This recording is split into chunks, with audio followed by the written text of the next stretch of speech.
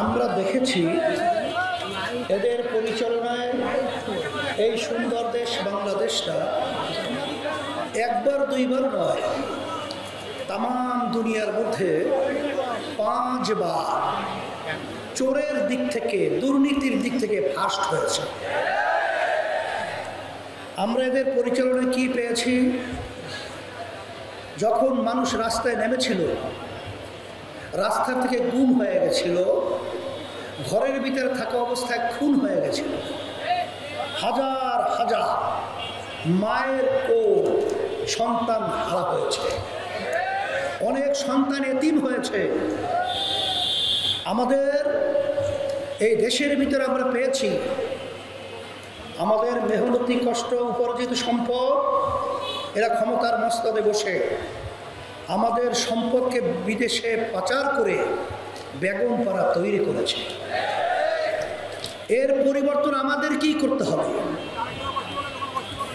সেই লক্ষ্যে ইসলামী আন্দোলন বাংলাদেশ, আপনারা দেখেছেন 1987 সালে ইসলামী আন্দোলন বাংলাদেশ প্রতিষ্ঠিত হয়েছে।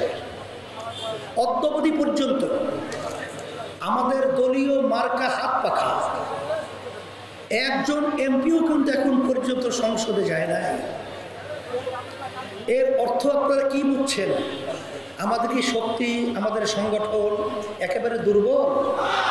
না, আসলে আমরা যেটা দেখেছি যে বিভিন্ন সময় স্বার্থন্বেষী ভাব আমাদের আলেমদেরকে, আমাদের ইসলামের নামে দলদেরকে, আমাদের সরল প্রাণাম মানুষদেরকে বিভিন্ন সময় মুখ রোচক সুন্দর সুন্দর বক্তব্যের মাধ্যমে আমাদেরকে বোকা পেয়ে ধোঁকা দিয়ে ওরা আমাদেরকে সিঁড়ি হিসাবে ব্যবহার করে ক্ষমতার মস্তদে বসে বারবার আমাদেরকে প্রতারিত করেছে, আমাদের দেশের টাকা পাচার করেছে, আমাদের মায়ের কোল খালি করেছে, আমাদেরকে গুম করা হয়েছে, আমাদেরকে খুন করা হয়েছে।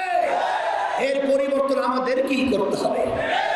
যারাই ক্ষমতায় যাওয়ার স্বপ্ন দেখছে, আল্লাহর রহমতে ইসলামী আন্দোলন বাংলাদেশকে বাইপাস করে ক্ষমতায় যাওয়াটা বড় কঠিন একটা পরিবেশ আল্লাহর রহমতে তৈরি করেছে। সেই হিসাবে যশোরের মাটি ইসলামের জন্য ঘাঁটি। এই যশোর থেকেই আওয়াজ হবে। 53 বছর আমরা দেখেছি আর কোন মানব রচিত তন্ত্র মন্ত্রের মাধ্যমে আমরা আর নিষ্পেষিত হতে চাই না। এই বাংলার জমিনের ভিতরে আল্লাহু আকবারের শব্দে বাচ্চাদের ঘুম ভেঙে যায়, বাচ্চারা আল্লাহু আকবারের শব্দে মায়ের কোলে ঘুমিয়ে যায়। সেই দেশের মধ্যে মসজিদে, সংসদে উচ্চারিত হবে আল্লাহু আকবার, নারায়ে তাকবীর। সেইটা দেখেছি, বিএনপি দেখেছি, আওয়ামী লীগ দেখেছি, জাতীয় পার্টি দেখেছি। এখন বাকি রয়েছে ইসলামের শাসন দেখা। আর একমাত্র ইসলামী শাসনের মধ্যেই দুনিয়াতে শান্তি, আখিরাতে মুক্তি।